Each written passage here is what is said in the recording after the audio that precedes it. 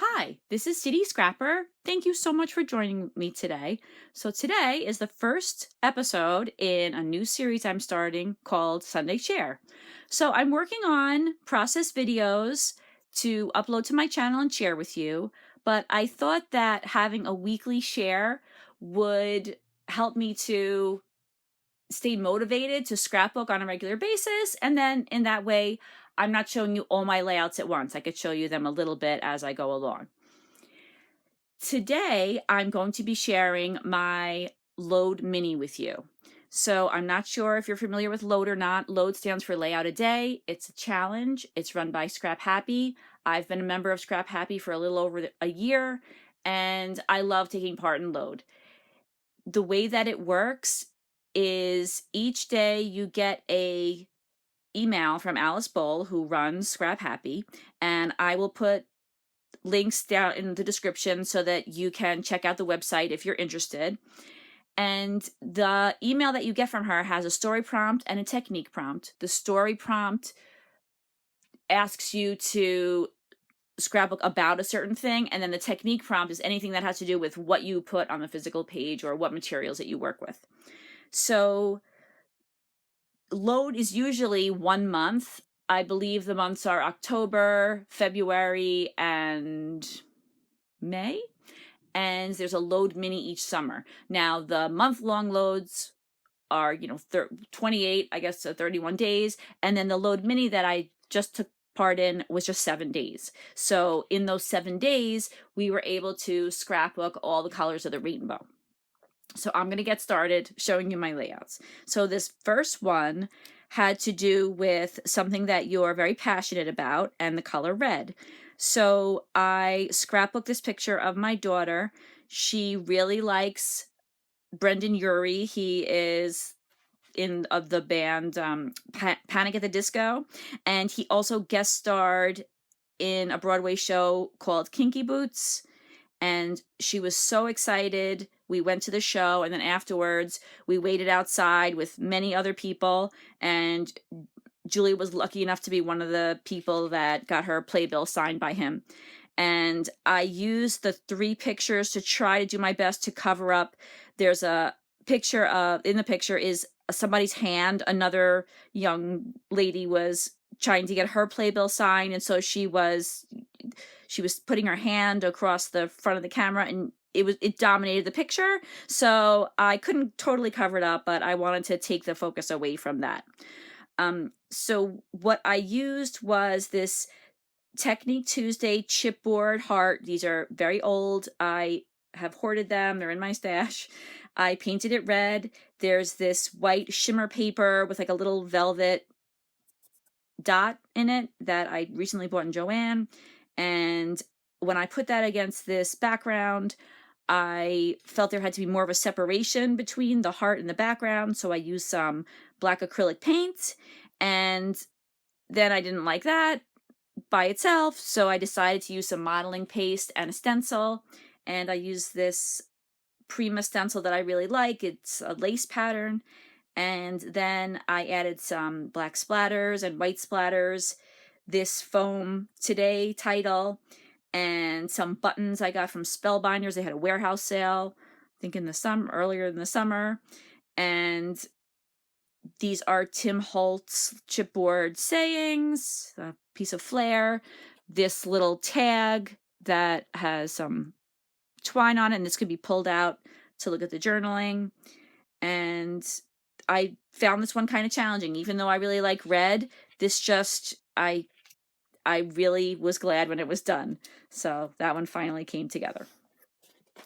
On day 2, which was orange, I had this piece of paper in my stash. I just recently bought it, and I thought about how much I wanted to use it.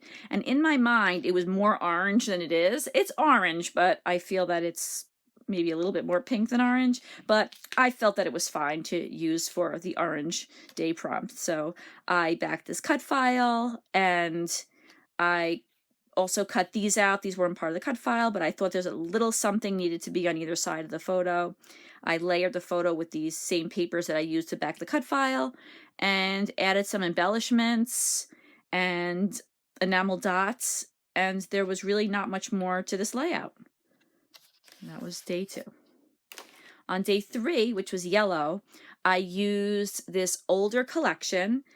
This background paper is an old Kaisercraft collection, and then I think this sun is Little Yellow Bicycle. I'm not 100% sure. And I did some hand stitching. You could see where the hand stitching is, all going all the way around. I also added these swirls.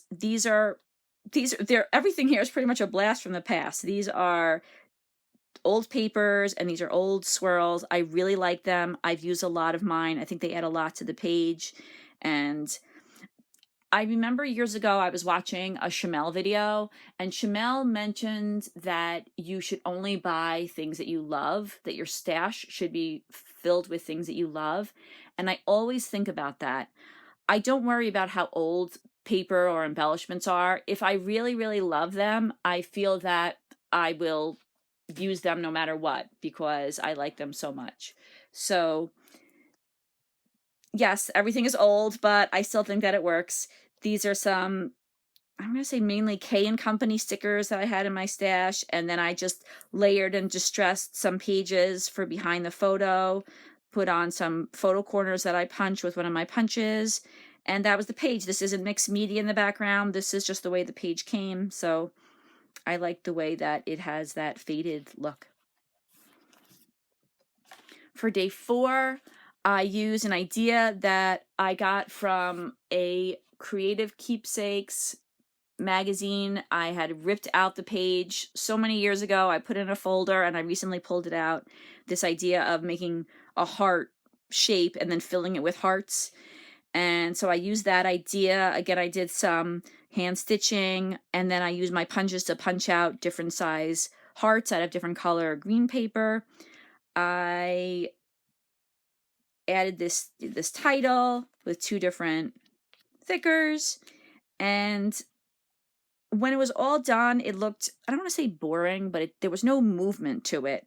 So just to try to spruce it up a little bit, I added the pearls, these different color green pearls, and then I also added these butterflies and moths from the Paige Evans Horizon collection. The next layout was for blue, and for this I used a Polaroid cut file, it was called, from the Paper Passion Posh Etsy shop. I'll put the information in the description box below if you're interested in looking at her cut files. There's lots of nice ones in her shop.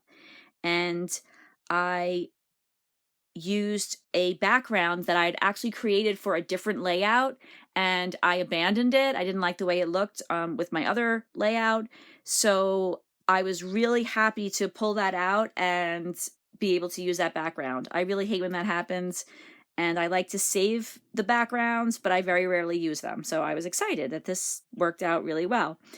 And besides the cut file and the mixed media in the background, I used some letter stickers. These are, I believe, Fancy Pants letter stickers.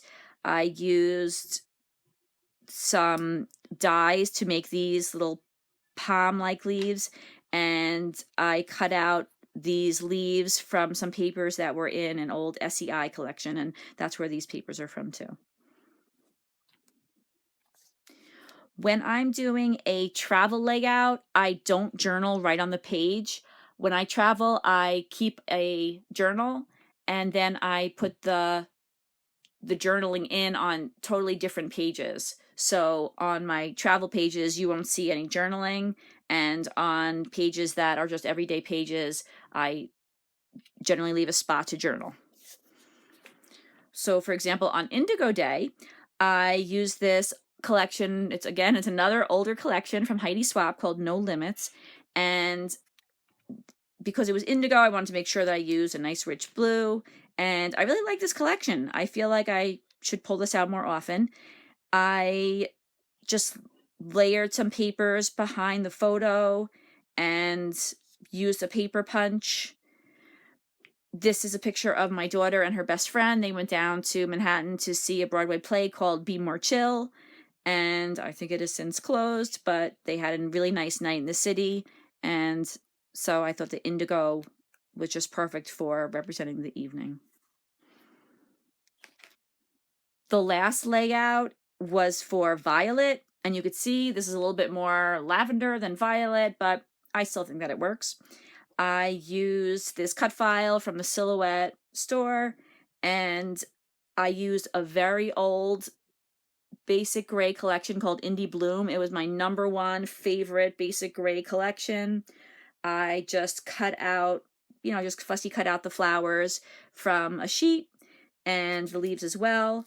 I backed the cut file with the same papers, use these die cuts to bring a little bit more white into the layout. I used punches, enamel dots, and some white splatters on the background. So that's it for my Load Mini. Thank you so much for joining me today. I hope if you like this video, you'll give it a thumbs up, and I hope you will subscribe to my channel. I will see you again soon. Have a great day. Take care. Bye-bye.